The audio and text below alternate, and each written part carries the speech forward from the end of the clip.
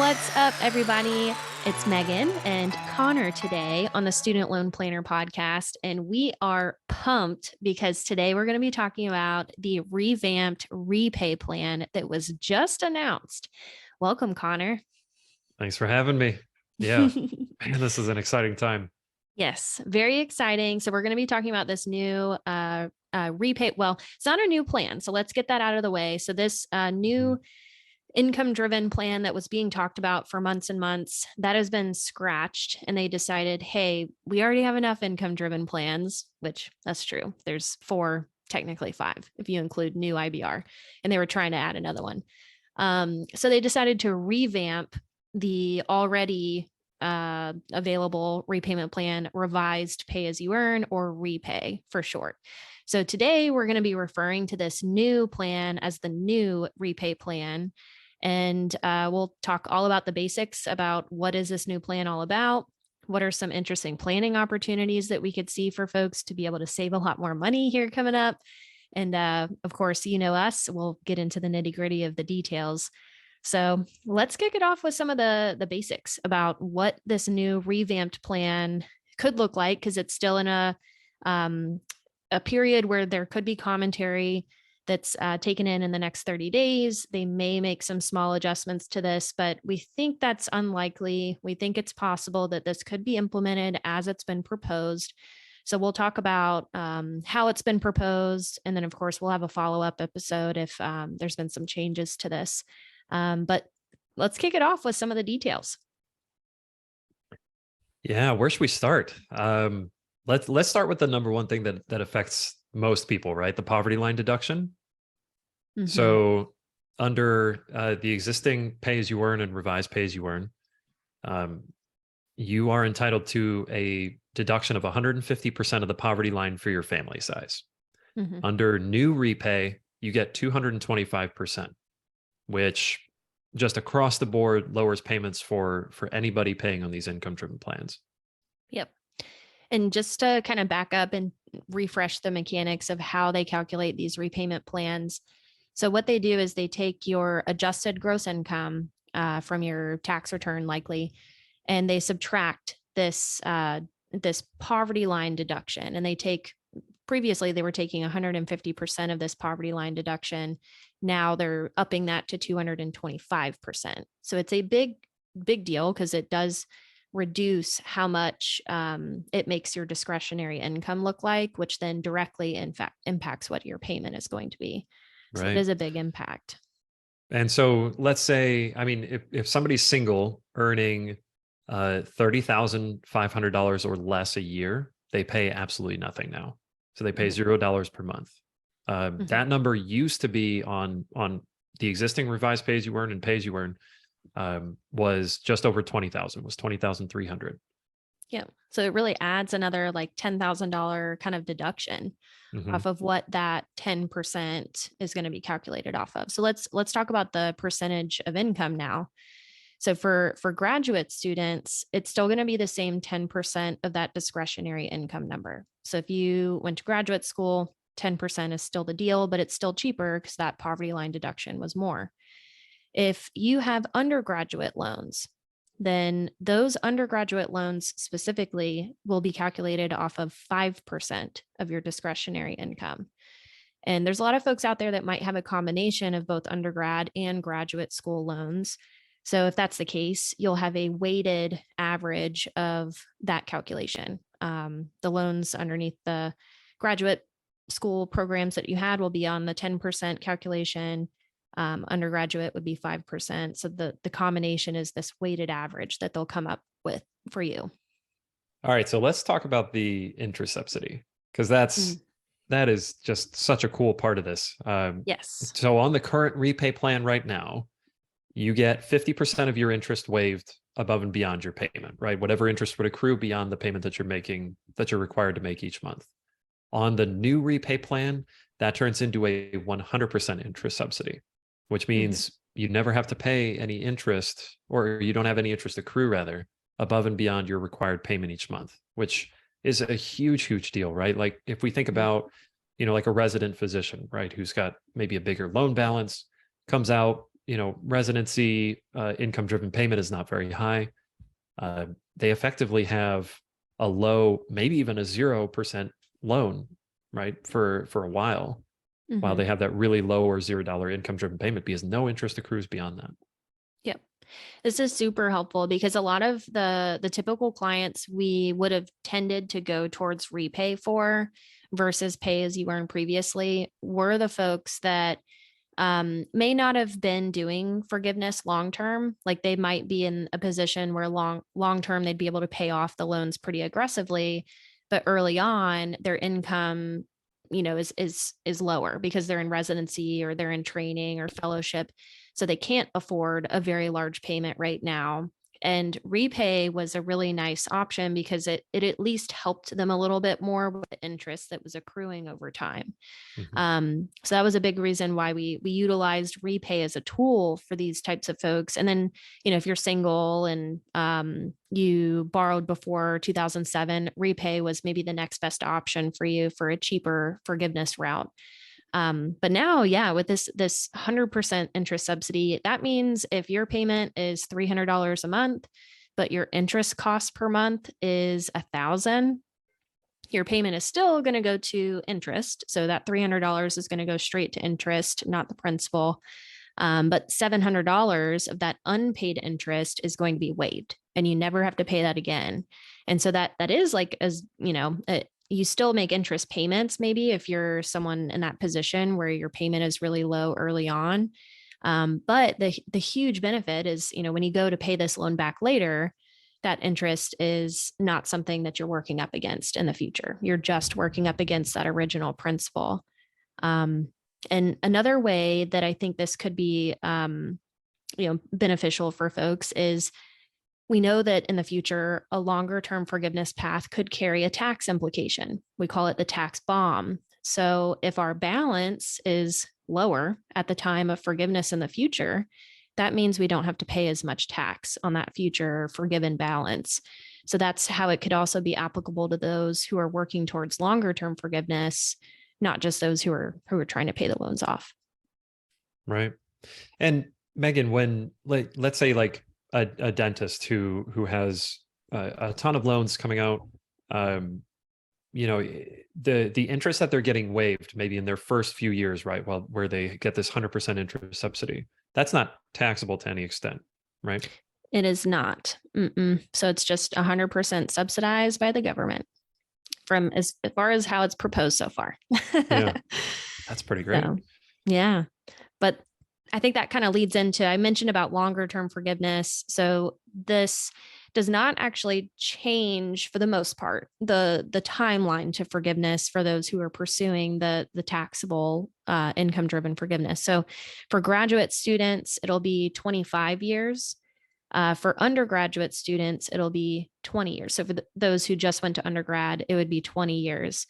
This is not different than how repay is currently set up, but this is important to talk about right now because pay as you earn, the plan that we have available right now, it is 5 years shorter. It's 20 years to forgiveness, no matter what, graduate or undergraduate students. So this is going to create a really interesting planning opportunity for you to potentially have to consider if it makes sense for you to look at pay as you earn and stay on pay as you earn for your plan to be done in 20 years if you're doing the longer term forgiveness, or if there's enough benefit to this lower payment with repay and enough benefit to this interest subsidy to this new repay plan that the 5 years extra of time makes sense. So that's a really interesting development. We didn't think we'd have to kind of choose between these plans like that, but the way they've worded this proposal is they're going to phase out pay as you earn to where people who are on it, just as we've always told folks, they can't rip anything out from underneath you. So if you're already on the pay as you earn plan, you could still opt in, you could stay on it. But if you were to leave this plan after this new repay plan is introduced and implemented, there's going to be a certain period of time where this is going to happen. If you leave this pay as you earn plan, you're not going to be able to return to it. So that makes there be a big what do we value here? What is the best plan of action here. Does that make sense though? Yeah, definitely. Definitely. You got to do a lot of math because, you could have lower payments on the new revised pay as you earn plan, right? Mm-hmm. 225% poverty line deduction versus 150. If you had any type of undergrad loan, possibly paying some portion of your loan balance at the 5% of income instead of 10, Mm-hmm. right? But then at the same time, you pay for 5 extra years, so you Mm-hmm. have to weigh that. On top of that, you get the interest subsidy. So, what does your loan balance grow to at the end of those 5 years, right? Because that entire balance is going to be taxable to you, with some nuance, but Mm-hmm. that's taxable to you at the end. So what does your loan balance look like at 25 years versus 20, with Mm-hmm. no interest subsidies on pay? Yep. So I definitely can foresee us having more and more conversations about this because it will be a Mhm. long-term decision on if we apply for pay as you are now and lock it in and stay on it, or if you decide to forego pay and know that you can't go back to it. So that's going to be a big deal here coming up. Yeah. Um, There and haven't been like a ton of those, right? Like this is one of those, like you do the math, you make the decision, and then it's, past yeah. this summer we're estimating, right? Past this Mhm. summer, you can't go back to it. Yeah. In a weird way, it's kind of like, in a small way, it's kind of like the refinancing decision where, like, when you go to refinance your student loans, you can't turn back. So you have to feel very Mhm. confident in that decision. But we help folks with that decision every day. So I think Yeah. we're definitely going to be equipped to help you with this decision. And what is kind of nice is you could stay on pay for the foreseeable future. And we could also talk through, like in our planning meetings, we talk about some scenarios in the future that could change your plan. But in the future, if you're on pay, you've locked into it, you could always choose to switch to repay in the future is what it sounds like. Yeah. It's just once you switch, you just can't come back. So you have to feel really confident with that decision. Right. Um, It seems like but they kind of want to hold people back from like getting the benefits of pay or of the new repay, where, if you're a grad borrower, you have the 25-year forgiveness. They don't want people like getting those benefits and then doing the 20-year forgiveness instead, yep. is what it seems like. Yes, but there could be a way to do that to an extent, right? Mhm. So stay tuned. We'll talk a little bit more about that in the nuances to come.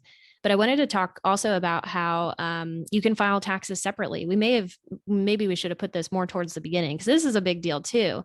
Because Yeah. originally, REPAYE has not allowed you to exclude spousal income at all unless you are legally separated. You cannot separate out your spouse's income from your payment. Now, this new REPAYE plan, you can. So it's the best of all worlds here coming in. So that was another big reason why we would have recommended pay over REPAYE in the past, because pay was the only, the next best plan or the next cheapest plan that was going to allow you to exclude spousal income from your payment if that was important to you to keep your payment lower, to pursue forgiveness more optimally. So now you can do that with this new REPAYE plan based on its proposal, and that's also a pretty big deal there. But even that got a little bit more complicated, right? It did. as we dug into this, we found that they do allow, the Department of Ed doesn't want to allow married filing separate, right? To exclude your spouse's income. But previously on the existing pay as you earn and IBR, I guess for that matter, you when you filed married filing separate, you had a family size for the poverty line deduction of whatever your explicit family size was, right? That Mhm. includes your spouse, includes any kids, dependents. Now, when you file taxes separately, and this is going to be a change that they're going to make to all of the income-driven plans. So no matter what plan you're on, they are removing your spouse from your family size. Mhm. So now, let's say you're married, you have 2 kids, family size of 4 usually. Now, when you file taxes separate, you have to account for the fact that you're going to drop, to a family size of 3. You can still, claim yourself and 2 kids, but you can no longer claim your spouse in that family size. So it's a, Mhm. 2 steps forward, 1 step back, or maybe more like Yeah. 3 steps forward, 1 step back. Yeah, 3 steps forward, maybe half a step back or Yeah, so. right, It's right. still going to be positive. Like overall, these are still going to make your payment cheaper, but this is a Yes. factor that was something that it was nice previously. You could kind of double count if both spouses were filing taxes separately. Now you can, but just not your spouse. That one family member will be lost from the poverty line deduction equation. So that's something to know. And then let's see. I think we're starting to get into some of the nuances of some planning opportunities, right? I think we've And there's covered one the or two of basics. them. Yeah. So let's jump in. Let's start with the first one we kind of alluded to a moment ago, where we talked about how they're trying to prevent people from being able to kind of double dip with the interest subsidy and with the shorter 20-year timeline. That's why they're not allowing, they're kind of shutting down pay as you earn to be able to opt into the future. But let's talk about that provision that we both saw and we were like, this is interesting, where they're saying that after 120 months of being on the new repay plan, you cannot move off of this plan. So historically, you've been able to move back and forth between repayment plans or income-driven plans rather freely. You could do that at any point. There could be reasons to do so. Now they're actually putting a limit on how much time you have to commit, or like how much time they're going to allow you to have to be able to make a change, right? So how can we take advantage of this though? I'll leave this to you because this was your finding when we were kind of digging through the nuts and bolts of this. Well, I think it's important to distinguish too that, with this new repay plan, we're losing pay as you earn, right? Yeah. We're losing old. Well, no, we keep IBR. Yeah. We keep IBR. We lose ICR though, income contingent repayment, but yes, not many folks needed to be considering that plan because it's the most expensive one. Yeah. So we're essentially changing to a system where we have 3 income-driven options that you can proactively choose. You can choose old IBR, right, which is a 15% of income plan. That's going to have some nuance as well. Then you have new IBR, right? If you borrow anytime after 2014, you can switch to new IBR, which has 20-year forgiveness for everybody. Yeah. And we don't talk about this plan often because not a lot of people have been eligible for it. And it's almost identical to pay as you earn. And so, we typically talk about pay as you earn because that is available or was available for more people because you just couldn't have borrowed before 2007. But new IBR was you couldn't have borrowed before 2014. So it was much more recent. So not a lot of people were eligible. But now with pay not being an option, this kind of makes new IBR a new star in a way, right? Kind of neglected plan is now front and center. Right. Yeah.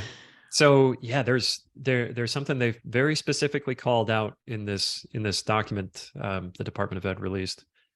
They said that you can pay for 10 years. They said 120 payments on the new repay plan.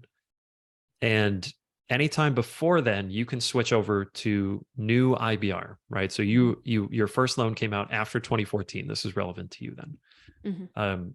And you can effectively then get the 20-year forgiveness, whereas let's say you're a grad borrower, you otherwise would be limited to 25-year forgiveness on the new repay.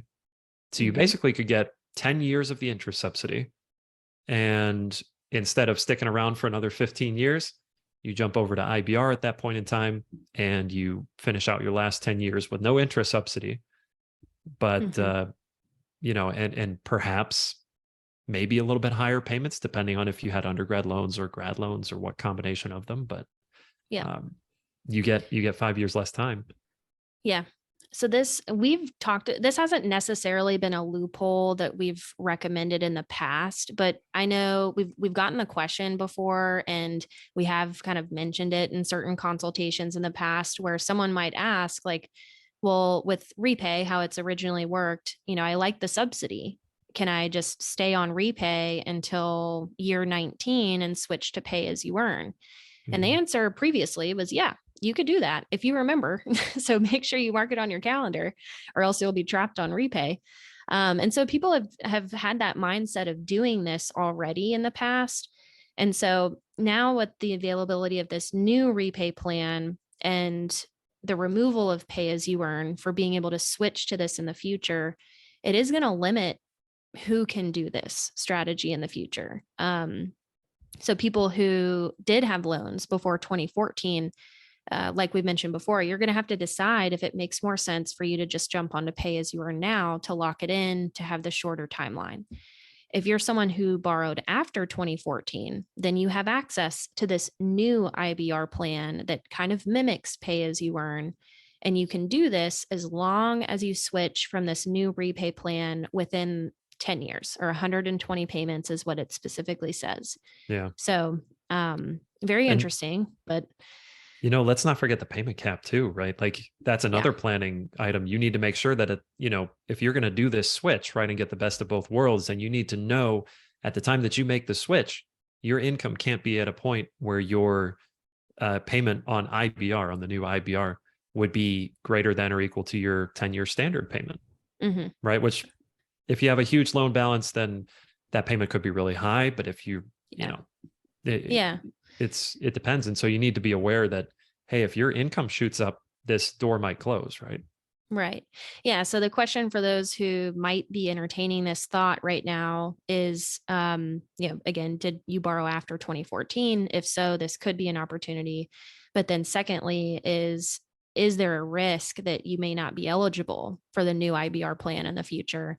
So you'd really have to map this out to make sure your timing was appropriate to do this correctly and successfully. And just like you said a moment ago, that doesn't seem like there's a cap for this new repay plan. So anyone would be eligible for it. So that's a good thing. But the downside to that is the more and more your income grows, the more and more that payment's going to grow. So maybe the new IBR plan could have a benefit to higher income individuals who are pursuing forgiveness that might benefit from a stopping point to their payment in the future. So this is definitely going to create some more planning opportunities, just like we assessed this for pay as you earn in the past. So this isn't super different than what we've already assessed in the past for folks pursuing forgiveness. Yeah. One thing I want to add on the switch is that, we were talking a lot about switching between income-driven plans. I don't think there's any sunset on when you can switch from an income-driven plan to a fixed plan. Let's say your income jumps up, you're doing really well, payments have become a lot higher, it no longer makes sense to work towards forgiveness. I think you can always switch over to a fixed plan. You can, yeah. So we're definitely talking mostly about these income-driven plans and what the potential new ones are going to look like in the future, but you also have access to those amortized fixed plans too. And also the ability to refinance in the future. So it's, right. We've said, quite a bit in our planning conversations that if forgiveness is not going to make sense for you, then refinancing at some point might be a good idea to reduce that interest rate and pay that balance off more efficiently with a lower interest rate. So you'll not be limited to when you can do that. You could always go and refinance in the future if it makes more sense. You can always switch to a fixed plan if it makes more sense in the future. So good point though. Great. All right. So we talked about how they're going to be phasing out pay as you earn and income contingent repayment. So that might have perked some Parent Plus ears up, right? Because the only income driven plan that Parent Plus loans have access to, if they're consolidated once, just all together in one consolidation loan, is income contingent repayment. So you guys are going to be and continue to be the unicorn of our federal student loan world, where ICR will still be available for you, Parent Plus borrowers. So it's not going to be available to students themselves that borrowed their own loans, but it will be available to Parent Plus loan borrowers who do a consolidation. They have that access to that one income-driven plan, income contingent repayment still. But the double consolidation is likely still going to be a better option for you. So if you're a Parent Plus loan borrower and you are someone who is seeking out an income-driven option because of payment affordability, or you are pursuing forgiveness towards PSLF or forgiveness in general, because the balance is much greater than your income, the double consolidation is going to be the route that you need to be looking into. And this is a loophole again. So I say that every time because I don't want people to think that it's just a plan that you can easily get on. It's something that you have to kind of force access to. So we've got plenty of podcast episodes where we specifically talk about this, and a webinar. There's a few YouTube videos we have on this too. So check that out if this is a foreign term to you. But the double consolidation is still going to be an option, and it may be a really sweet option depending on how they look at your loans, right? Because we were talking about this before, Connor. So we know, going back to how this new repay plan is going to work, they're going to treat graduate loans and calculate that payment on 10% of discretionary income. Undergraduate loans, they're going to be charging 5%. So where does a double consolidation fall there? We don't know.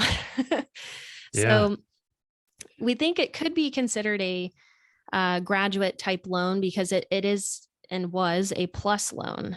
But the point of the double consolidation is to kind of force out that loan code. So in the future, do they consider this an undergraduate loan? There's no way for us to know because this is a loophole. And so we're going to have somebody who's already done a double consolidation apply for this repay plan when it comes out and let us know how they calculate your payment, because that's really the only way we're going to be able to know, right? Right.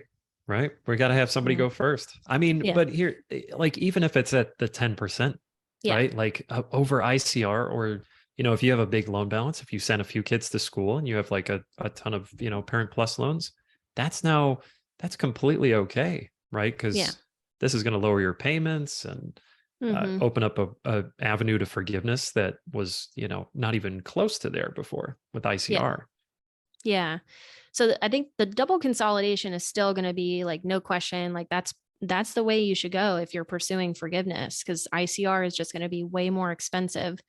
So it's just, the question is, what is the payment going to be calculated at? Is it the 10%, but still the lower payment than what REPAYE already has? Because the poverty line deduction we've talked about, or is it the 5%? And then kind of a follow up to that too is it 20 years to forgiveness or 25 years?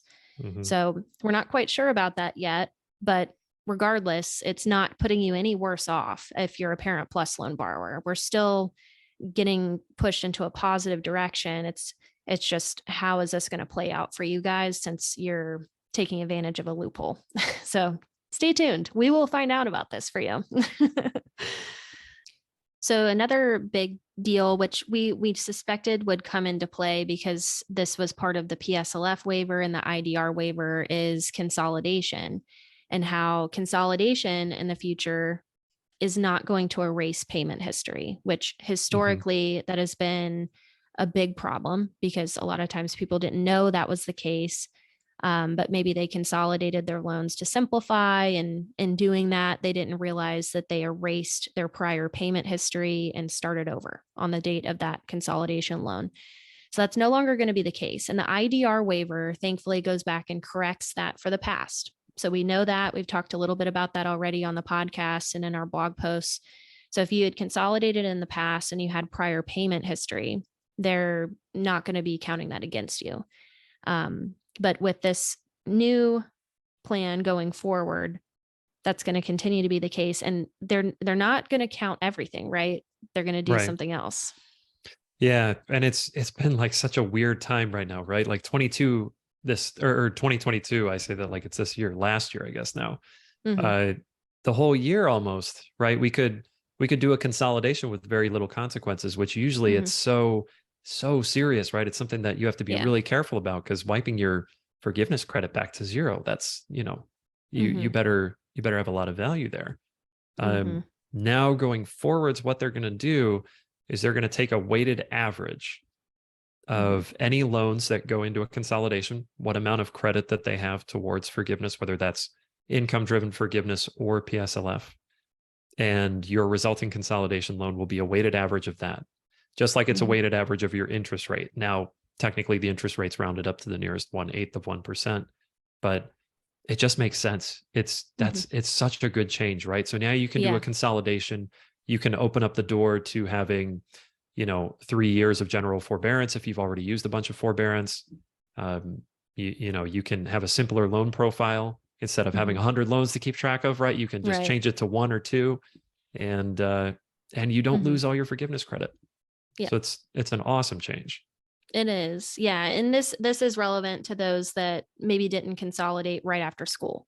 Like Mhm. I think generally it can make a lot of sense if you went to school, let's say you just straight up went through undergrad, graduate, straight through, graduated, consolidation right after graduation can make a lot of sense. It really simplifies your situation at that point.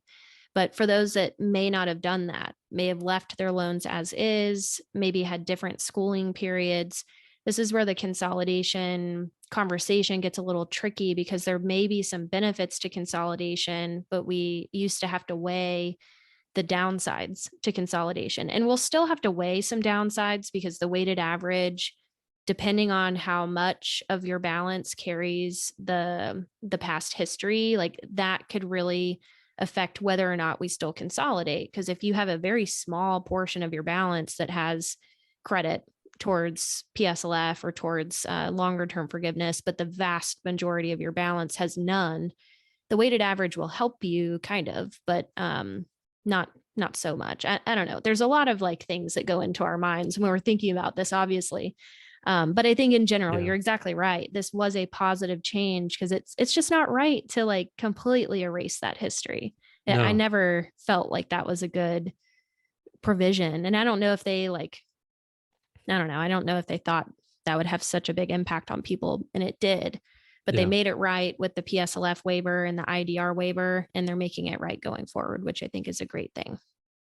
Yeah, and you pointed out two really good like planning items for people, right? So if your loan balance that has the credit is really really small, let's say you have like very minimal undergrad loans, and then the vast majority of your loan balance Mhm. is from grad school that you just finished, right? And Mhm. let's say you had a couple years in between, right? So your undergrad loans have a little bit of credit. Well, you still might not necessarily want to consolidate Mhm. because uh, you could feasibly just uh, finish out forgiveness on whatever portion has the credit and Mhm. then pay off the rest, or I guess that would make more sense. I suppose if your undergrad balance was much higher than your grad school balance, Yeah. then you'd want to Or finish that off and then pay off the part that didn't have the credit. So yeah, and like timing too. So when you consolidate, you have to update your income.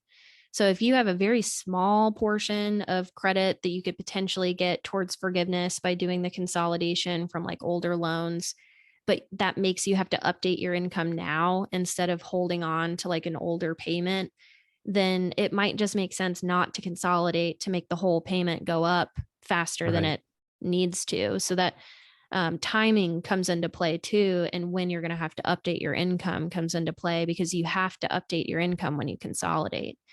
Um, so right, very, man, always nuanced, right? yeah, Another provision that you pointed out that I think is a very good thing is if someone is in default or in a place where they're not making payments for up to 75 days, then the Department of Ed would automatically enroll you into this new repay plan.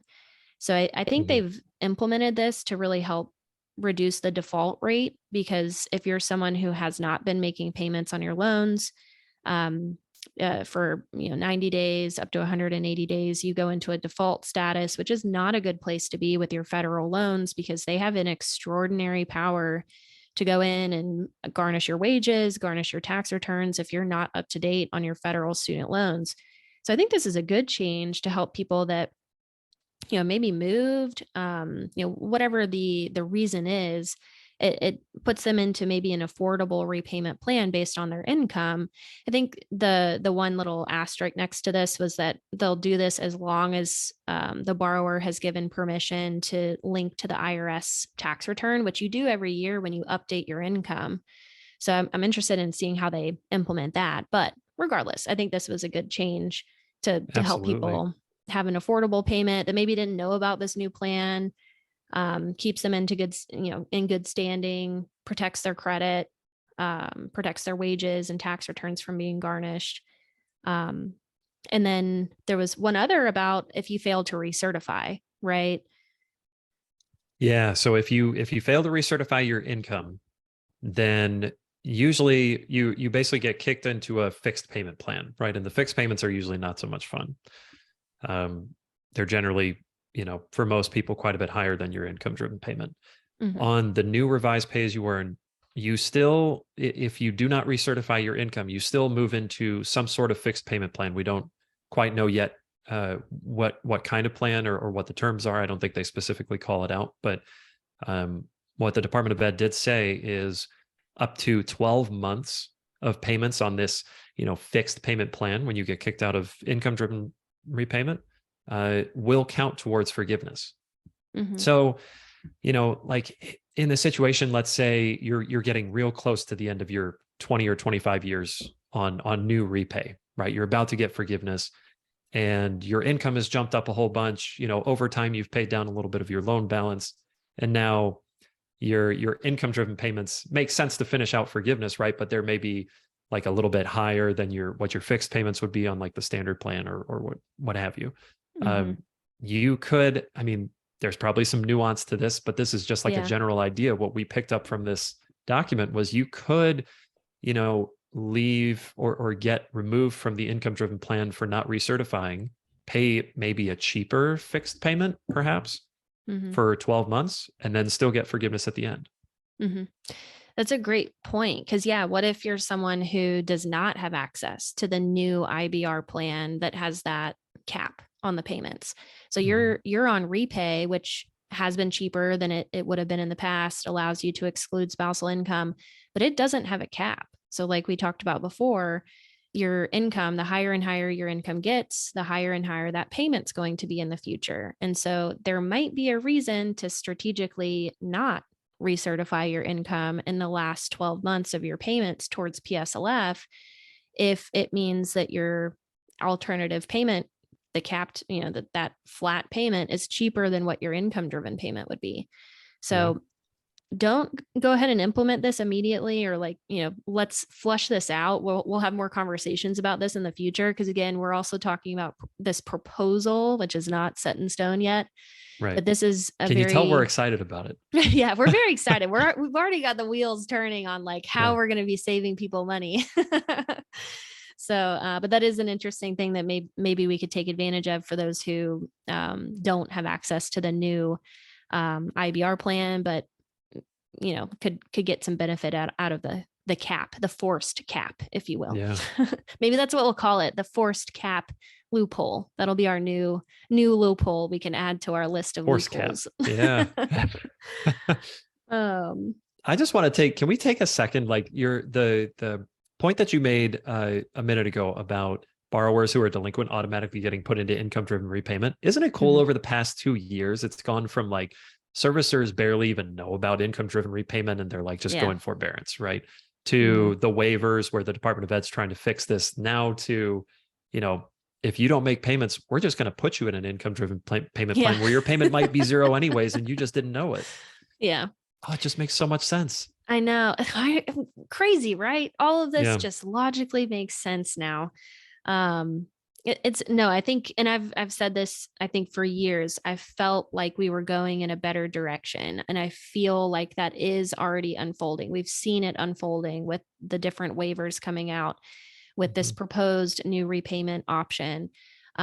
Things are moving in a good direction. And so I think some of the problems that people have had with servicers in the past, while they're probably not going to disappear, like there's still going to be maybe hiccups and issues with maybe implementing this here coming up. But I think there's a lot more kind of stop gaps on like preventing the worst from happening, like default. And, I just think there's a lot of really positive things that we could be grateful for here coming up, and a lot of opportunities to save Definitely. more money. So, So many opportunities. Yeah. mhm. Let's see. Anything else we want to touch on so far with this proposed plan? I think those are some of the big ticket items. I think maybe the last thing I was going to mention, kind of going along the lines of what I just said, is there might still be hiccups with this here in the future.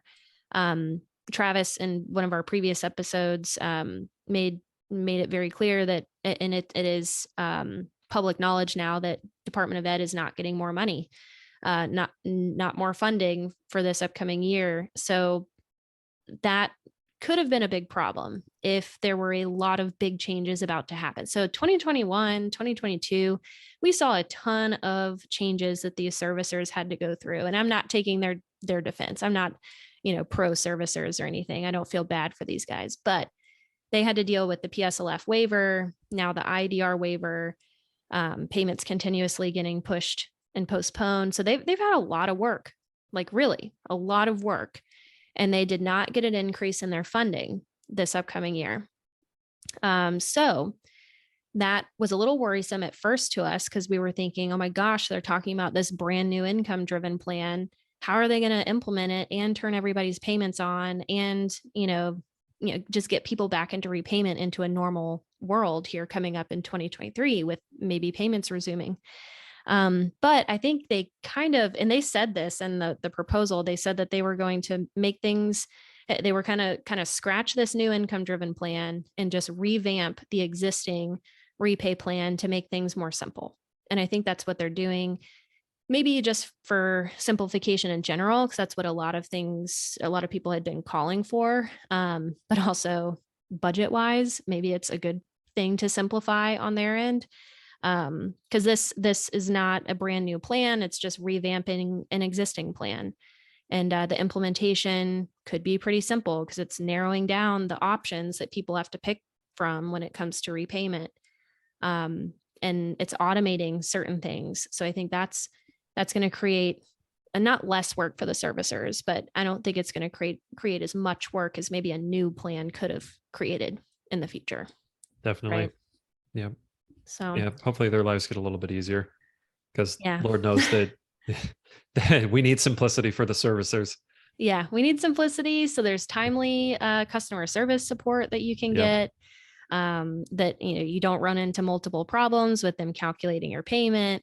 So I'm hopeful that this will help reduce some of those issues in the future.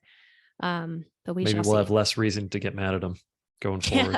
Maybe that might be a pipe dream. I don't know. Yeah. They're still not going to be your planner. So just know that is, the servicer's role is just to answer basic factual questions that they read from a script and put you on the plan that you ask them to put you on. Yep. Call them with specific questions, not for advice. Yeah, exactly. If you want a plan, that's where we come in. We're the nerds that'll get it done for you.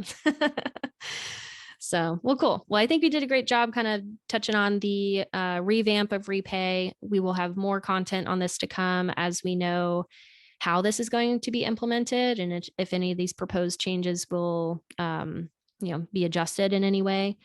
But any closing thoughts, Connor? I think it's an awesome change. I think it makes things a little bit simpler, but at the same time, man, it does make some things even more complicated, right? And there's, you would think with income driven plans going away and just having a couple options to choose from that, this is really simple, but it's not, right? You have so many different considerations of married filing separate, switching plans, when to switch plans and, how to save as much money as possible. And, with the dollars, when they're bigger, then your savings can be humongous with this. So it's overall, it's a great thing, but there's a lot of planning to do around it for sure. Yep. Yeah, you're exactly right. And so some timing, some dates to just keep in mind is there's a 30-day period where folks can submit comments. There's a public comment period right now for this proposed new revamped REPAYE plan. So it's not implemented yet. There's nothing you can do to opt into this right now.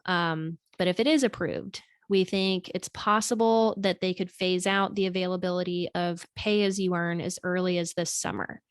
So if you're someone who, let's say, borrowed before 2014 and forgiveness is something that you are entertaining, maybe you're already on pay as you earn or you're about to graduate and you're trying to figure out if you need to apply for pay as you earn, then let's get a consultation on the books before the summer so we can make some decisions on if we should lock in eligibility for pay as you earn or if the new revamped REPAYE plan is going to make more sense. One other date to be aware of is the date for consolidations. If you're someone who has those FFEL loans, the Family Federal Education loans, The deadline to consolidate, as far as we know right now, for the IDR waiver, which we talk about in other podcast episodes, is May 1st. So I think folks, over the spring months coming up into the summer, we're going to be doing a lot of conversations around these two things, the IDR waiver and this new proposed plan, because time is going to be of the essence when it comes to them removing the availability of being able to consolidate for the IDR waiver without the repercussions, and then being able to opt in to pay as you earn if that plan might ultimately be better for you than the new revamped plan. So definitely check us out, studentloanplanner.com. Check us out for a consultation if you need some help with your specific situation. Email us at help@studentloanplanner.com. Subscribe to our newsletter. And thanks for listening today. Thanks, guys. Thanks, Meagan.